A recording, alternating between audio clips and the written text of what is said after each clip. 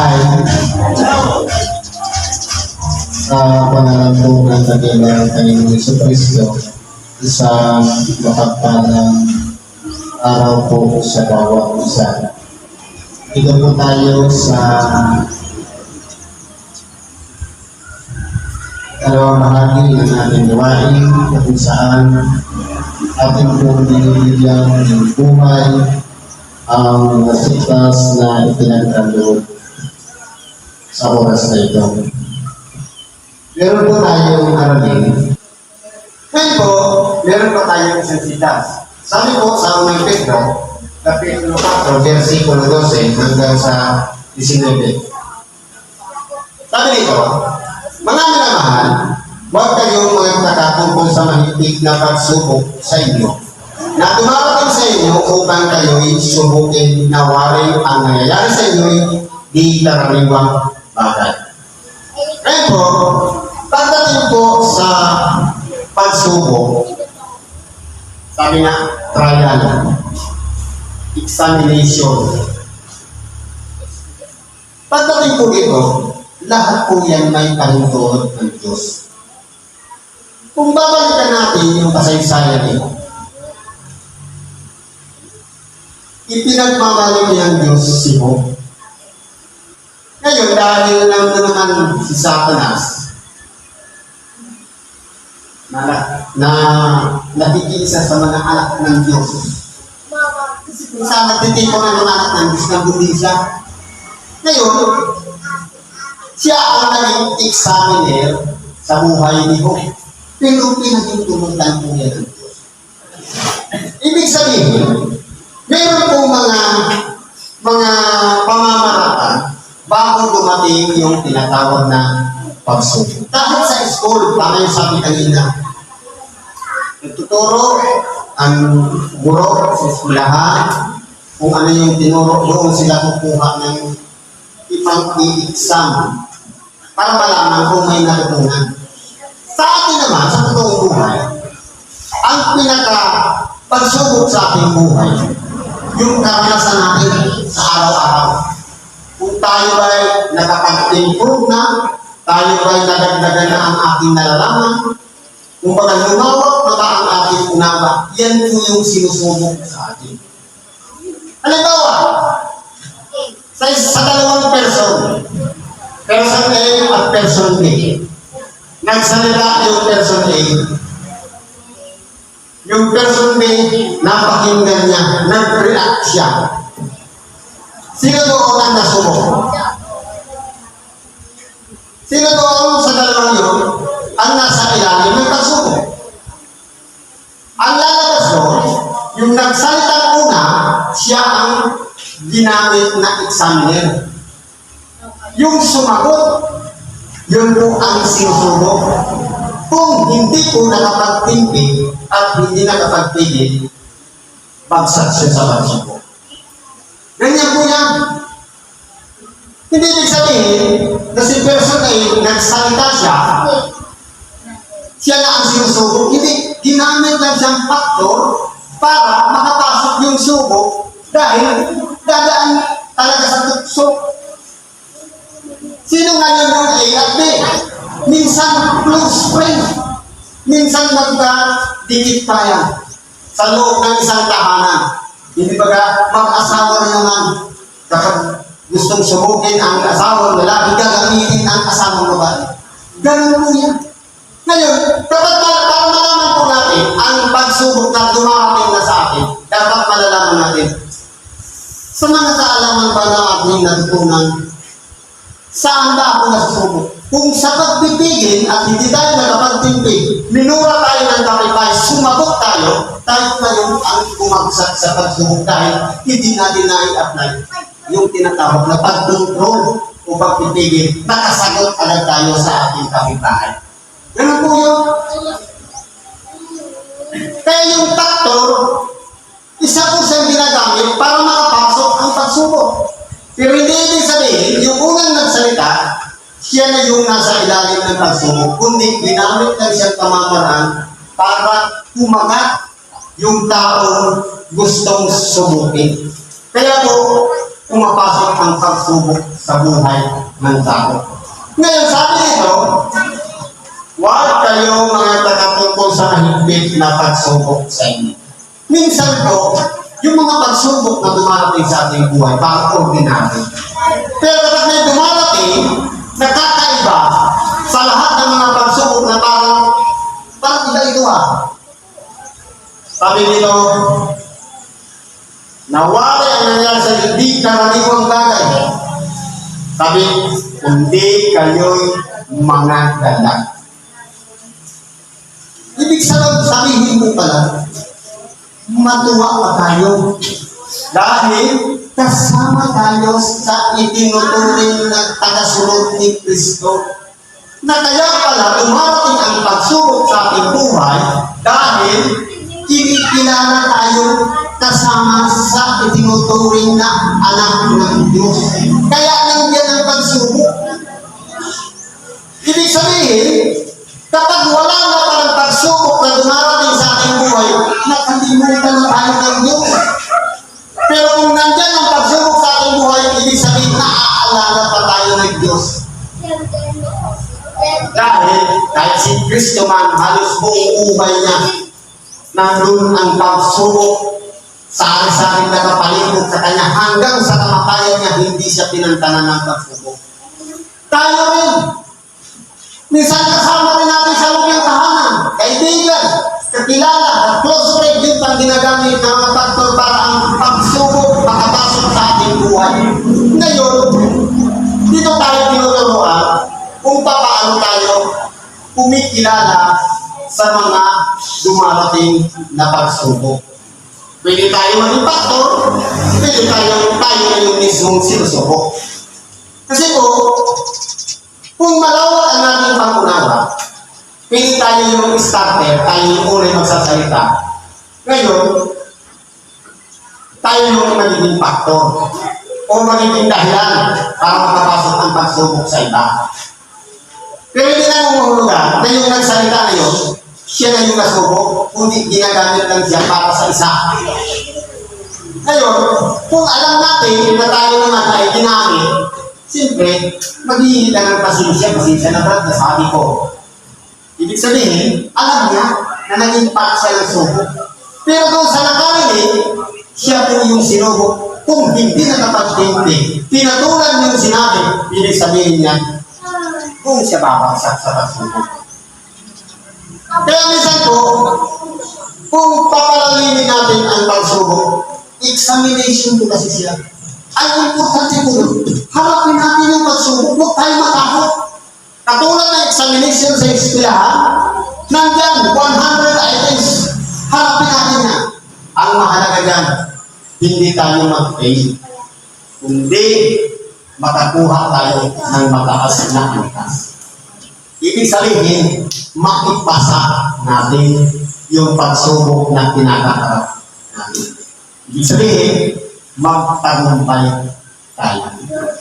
Kasi po, kung pupukas lang tayo sa subok at hindi tayo babago, para nangyari yan, yung examination na binigay ng teacher na 1 hour lang, umaabot ng 1 week, ang nangyari, subok pa rin. Ano, hindi mo ba nasasagot lahat ng question Bakit nandiyan pa rin sa inyo yung question ay yung mga test paper?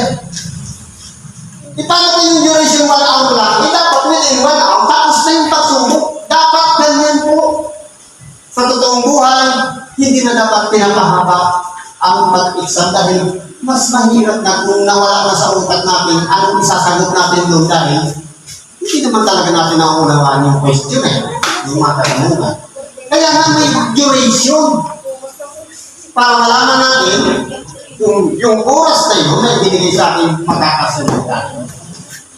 Yun po ang ibig sabihin kung sa eskwelahan na mayroong guidelines, gano'n pa kaya sa totoong buhay na dapat kung maaari sana within this week o within an hour, tapos na yung subok sa akin, nakatagbigay na tayo ng dispensa sa ating kapwa.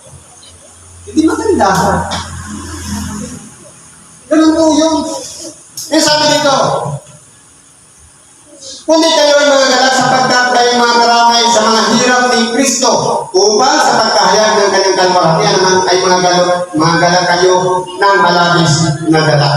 Ibig sabihin po pala, kapag dumaranas tayo ng mga pagsubok, mga galak tayo. Sapagkat alam natin na pagpapala tayo ng isang lingkod ng Diyos. Kaya naaalala pa tayo na sinasabi, ibang nakikita ang ating lingkod na si Job. Ini-offer ngayon kay Satanas ang lahat ng mga lingkod niya. Ibig sabihin, pinapahintulutan ng Diyos na subukin ang bawat isa sa atin. Nasa atin na lang kung nasubok tayo, dapat maunawaan natin. Kasama pala tayo sa naalala ng Diyos. Kaya sabi, mga galak kayo. Dahil alam natin may pahintulot ang Diyos kaya dumating ang pagsubok sa atin. Kung kayo ay napintasan dahil sa pangalan ni Kristo ay mapapalad kayo sapagkat ang Espiritu ng kaluwalhatian at ang Espiritu ng Diyos ay nagpapahingalay sa inyo. Halimbawa sa buhay-buhay naman natin, at tayo'y napintasan sa pagiging Kristiyano o sa pagiging Espiritista o sa pagiging isang lingkod ng Diyos. Ipagpasalamat po natin yan. Dahil hindi po tayo ang pinipintasan niya. Hindi yung sarili natin pagkatao, kundi yung presensya ng Espiritu Santo nagpapahinalay sa kalooban natin. Nandiyan pala siya. Kaya po pala siya. Kaya po pala, involved yung pagkatao natin na pinipintasan dahil nagpapahingalay, kung pala nagpapahinalay din sa loob ng buong tao ang Espiritu ng Diyos. Kaya normal po pala na kung mapintasan tayo dahil kay Kristo, ipagpasalamat natin yan. Dahil alam natin, nandiyan sa kalooban ng ating puso, nagpapahingalay ang Espiritu ng Diyos. Hindi ibig sabihin, para lang ibagsak tayo, pintasan ng ating karanalan o pangalan, kundi dahil nandidiyan sa kalooban natin ang presensya ng Diyos. Ngunit, magbata ang sino man sa inyo na gaya ng mamatay tao, magnanakaw o magagawa ng masama, o gaya ng mapakialam sa mga bagay ng iba. Dito po sa isang Bible, sabi dito, sa 15,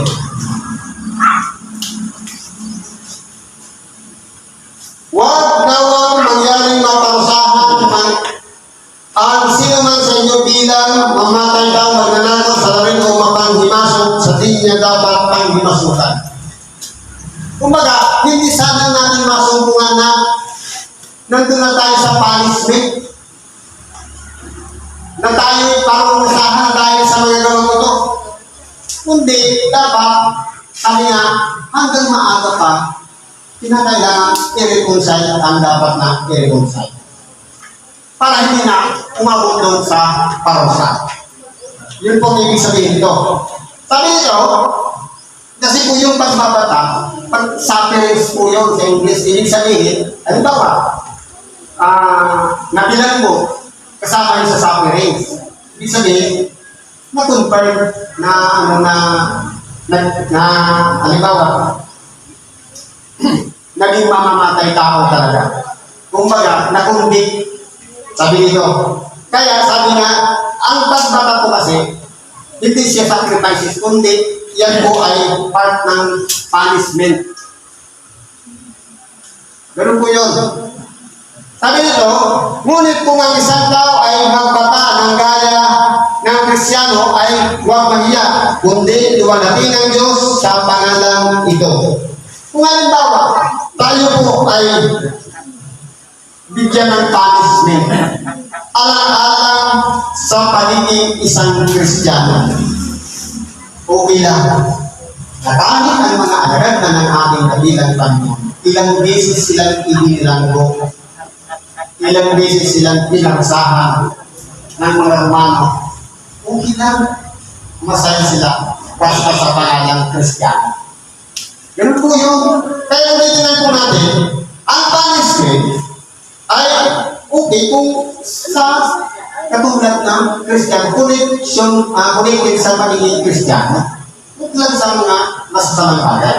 Sabi nito, sapagkat dumating ang panahon ng pasimula ng pag-uukom sa bahay ng Diyos. At kung mauna sa atin, ano kaya ang wakas na hindi nagsisitalima sa Ebanghelyo ng Diyos? Ngayon, ang panahon ng pasimula ng pag-uukom, nagsimula na sa bahay ng Diyos. Sino-sino po yung mga nasa loob ng bahay ng Diyos? Sabi sa panalangin natin. At kami tataan sa bahay ng Panginoon magpakailan na. Walang iba yung mga mananampal. O yung tinatawag na believer. Ibig sabihin, sa loob pa ng grupo o simbahan na itinatag ng Diyos, nandun na yung nagsimula na yung pag-uukom. Hindi pa dapat minsan iniuukom na yung mga hindi karapat-dapat na mag-uukom ng Diyos. Iniiwan. Kaya kung titingnan natin, marami ngayon ang nabubuong mga sikta o mga grupo na hindi walay na yung sa kaliwa at sa kasakana. Itinitira na yung mga marukulit. Nagsimula na ang pag-uukom.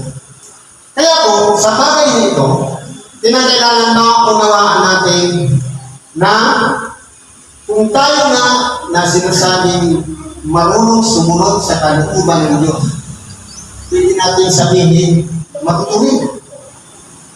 Dapat nga, matuto tayo gawin ang isang bagay na ayon sa katwiran, ayon sa kalooban ng Diyos. Dahil nakakatakot po kung nandoon pa sa atin nagmumula na hindi tayo makabilang doon sa mga niyutuman, kundi mapaiwalay tayo sa bahay ng Diyos. Sabi nito, ano kaya ang wakas ng mga hindi nagsisitalima sa Ebanghelyo ng Diyos? Sabi niya, sana nasa labas, Diyos ang hahapon. Kaya hayaan na lang natin, ipagkatiwala natin sa Diyos yung mga tao sarado ang kanilang pag-iisip sa pakikinig ng iba. Ang mahalaga, yung sarili natin ang pagpuunin natin. Dahil po, kinakailangan talaga natin matutunan ang mga aral kung tayo nga ba ay sumusunod sa kalooban ng Diyos. At kung ang matuwid ay bahagya ng makaliligtas, ang masama at ang makasalanan ay saan kaya magsisira. Kung yun ang gumagawa ng matuwid na mga bagay, bahagya ng mga makaliligtas. Kung hindi pa sigurado, pwede bang makaligtas, pwede hindi.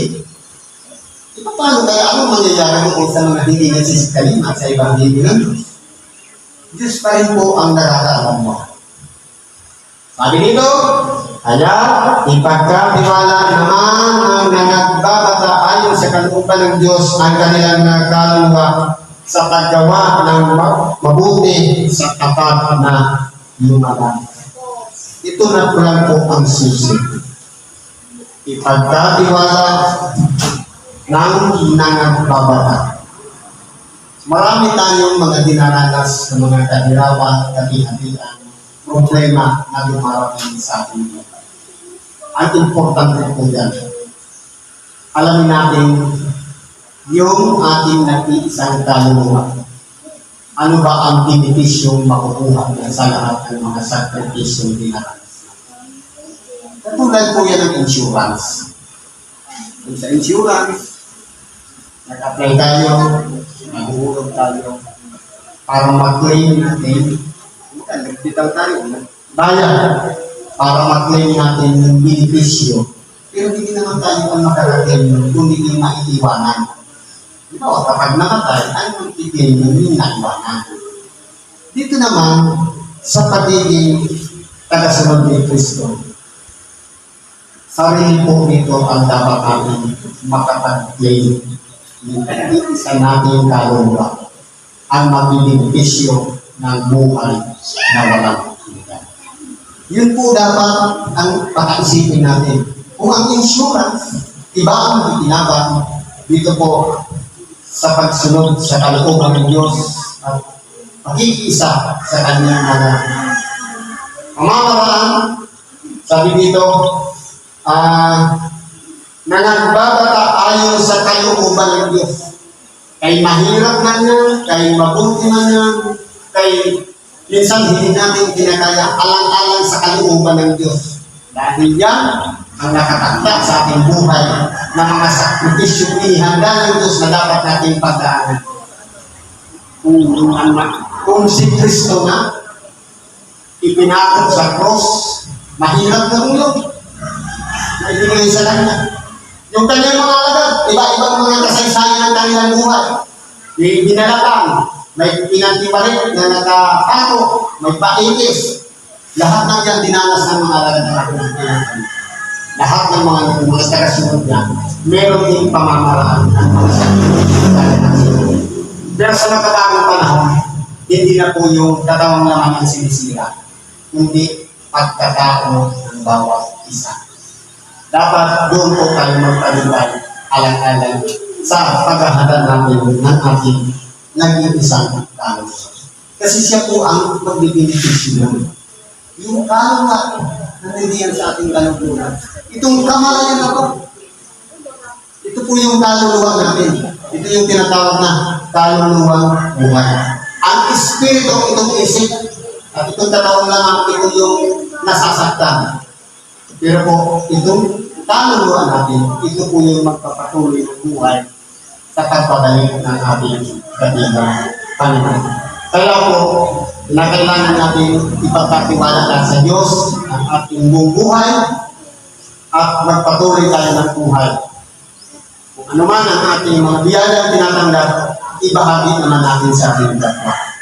Kasama pa yan sa magiging benepisyo natin, yung reward sa pagbabalik na yung ginawa natin lingin sa ating kapwa, yung naman natin makukuha yun sa pagbalik ng ating dakilang Panginoong Kristo. Siguro po ang hindi na lang, pagkibagin natin sa oras ito. Salamat po sa Diyos at ano man ang natin kailangan, lapit po natin sa Diyos sa ngalan ng Kristo. Salamat at mapagpalang na po sa bawat